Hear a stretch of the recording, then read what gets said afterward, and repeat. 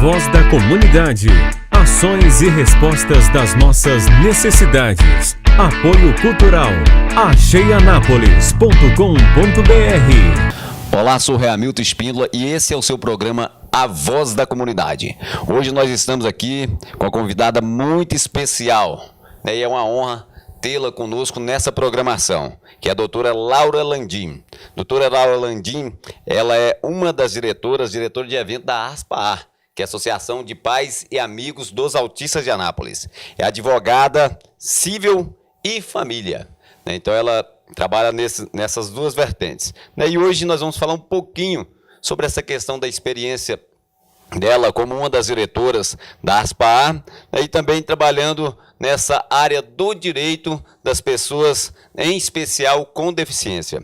Boa tarde, doutora Laura Landim, é um prazer tê-la conosco nessa tarde. Boa tarde, eu que agradeço a oportunidade de estar aqui mais uma vez podendo contribuir com a comunidade da ASPA e também com toda a família, né, dos pais autistas.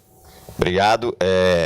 Nós vamos começar a falar sobre uma lei que mudou a história dos autistas a nível, né, de nação, que é a Lei Berenice Piana. E é interessante, quando se trata nós, né, a comunidade em geral, quando ouve essa palavra Berenice Piana, existe uma grande especulativa, não é verdade? E nós queremos um pouco desmistificar, eu sei que o tempo é um pouco corrido, mas vamos falar um pouquinho sobre a Lei Berenice Piana, né, esse marco, né, o antes e o depois da Berenice Piana, dessa lei, que é a Lei 12.764, não é verdade? Isso. A lei trouxe algumas políticas, né, para poder inserir, trouxe algumas determinações referentes ao diagnóstico, política pública, para poder inserir, né, o TEA hoje em algumas políticas sociais, trazendo direito à saúde. Lá a gente pode ver determinação relativas ao tratamento de saúde, ao tratamento no ambiente escolar, entre outros, né, direitos assim tão importantes que seriam pela comunidade, pelo crescente número, né, hoje de autistas que nós estamos tendo com diagnósticos aqui no Brasil em geral. Então a lei ela trouxe a estabilidade, entre aspas, para as famílias, né, que têm um portador do TEA, que é o transtorno espectro autista. Isso, porque até então tinha políticas públicas, mas não específicas, né? O TEA hoje ele tem algumas necessidades específicas inerentes ao diagnóstico, ao tratamento, e aí a lei trouxe esse respaldo legal especificamente para as crianças, né, e os adultos que têm o diagnóstico de autismo. E fazendo uma dobradinha dessas leis federais, que a Berenice Piana foi em 2012, né? Isso. Aí nós tivemos o estatuto inserido o Estatuto da Pessoa com Deficiência em 2015, né? Pela Lei 13.145.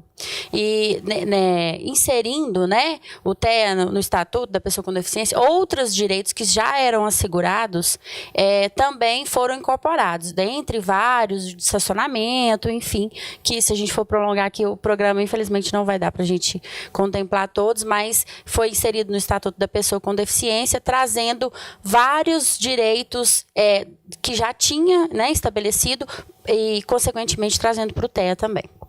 E um artigo bacana que eu acho nessa lei, que é a Lei 13.146, né, do ano 2015, isso, é o artigo 9º, que fala sobre as prioridades. Prioridades. Né?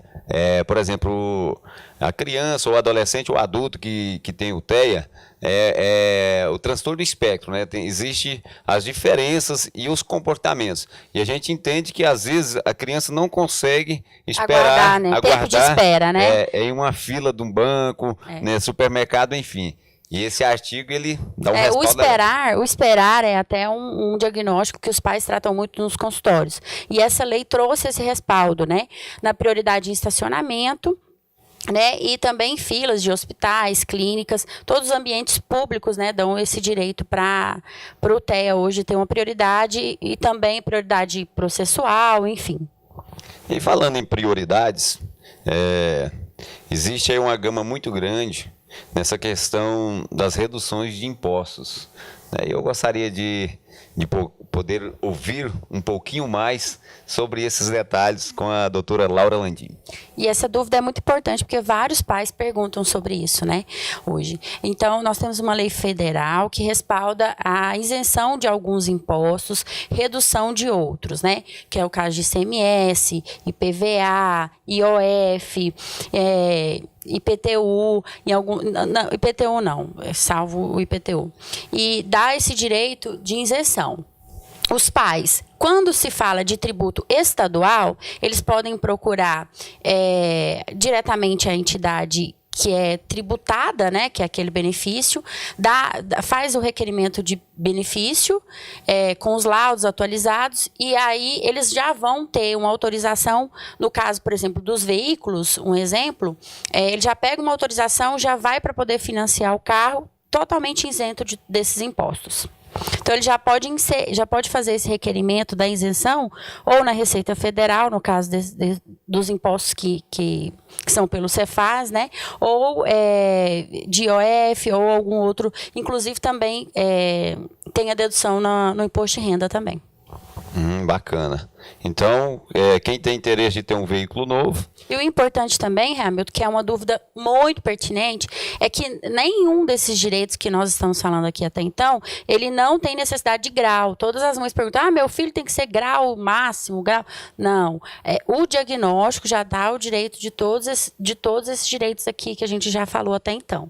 Então, é o diagnóstico de TEA, né, do autismo em si. Não precisa de ter grau, nem nada. Pode ser o leve, pode ser o moderado, pode ser o severo. A lei estabelece que o direito está para o diagnóstico, né, em relação ao diagnóstico e não pelo nivelamento ou qualquer outro tipo de critério do diagnóstico.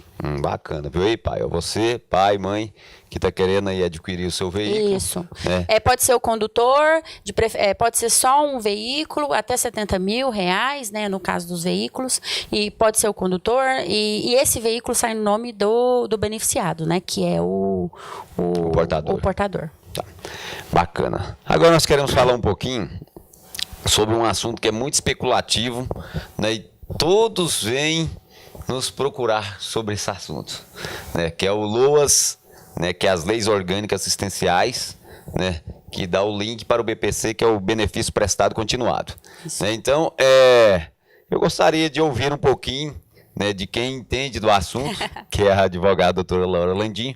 Ela vai falar um pouquinho para nós sobre o LOAS. Isso. O LOAS, na verdade, o LOAS, né, ela é a lei orgânica, né, que estabelece o benefício que está inserido dentro dela, que é o BPC.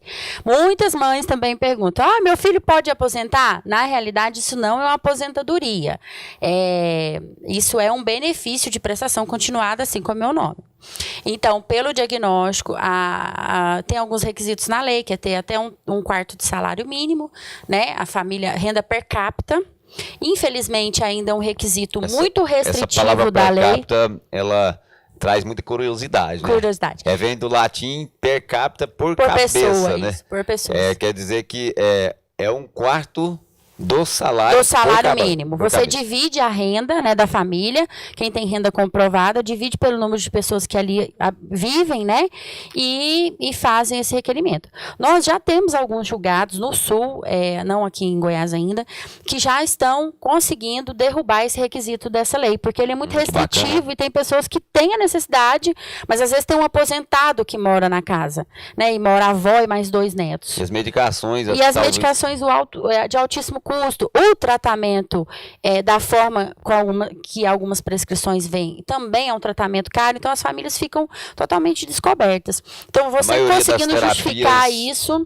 as terapias, assim, no sistema público de saúde, hoje ainda elas são bem restritas, né, pela deficiência mesmo que existe de pessoas, de entidades dispostas a fazer isso. Então, um quarto de salário mínimo, né, ser pessoa carente, ter o cadastro único, tem que ter agora, né, ir lá no CAD, tem que ter o CAD único, que aqui em Anápolis fica ali no prédio ali do terminal, né, Faz o CAD Secretaria único. de Desenvolvimento. Isso. E nesse primeiro requerimento, apesar de eu ser advogada e ter a bandeira que todo mundo tem que estar respaldado por um advogado, esse primeiro requerimento você não precisa de um advogado. Você pode pegar o laudo, fazer o agendamento no INSS, fazer a perícia e preencher os requisitos. Liga no 135. 135 ou diretamente na agência, né? E fazer o requerimento. Dificilmente sai de forma administrativa, mas esse primeiro passo a família pode dar, sim. Bacana, viu? Você que está aí com dúvida, né, da sua aposentadoria, não é aposentadoria. Não é aposentadoria. É BPC, benefício prestado continuado. Continuado, isso. Se a condição da família também mudar no curso desse benefício, ele pode inclusive ser cessado. Agora nós vamos falar de um assunto bacana, né? Que é a questão do passe livre, né, a nível federal, que vai ser os intermunicipais e os interestaduais. Interestaduais. É porque toda legislação, quando a gente pensa em benefício, legislação pátria, né, brasileira, primeiro ela vem da Constituição, depois disso vem uma lei federal, e cria-se a estadual e a municipal, né? Então existe hoje a lei do passe livre federal, que estabelece que quem tem o diagnóstico de TEA também pode fazer o requerimento para poder ter o trânsito intermunicipal e interestadual com isenção, né? E também para o seu acompanhante. Ele também tem um desconto nesse sentido. Mas o que acontece? Como é uma lei federal e depende de normativas estaduais, cada estado determina de uma forma. Tem estados que determinam que o acompanhante tem isenção também de 100%. Tem outros estados que não. E, consequentemente, os municípios também podem fazer isso, né? Então, tem que ser verificado a legislação federal, que normativa tudo, a do estado de Goiás e a de Anápolis, no caso, se for fazer esse requerimento aqui no município.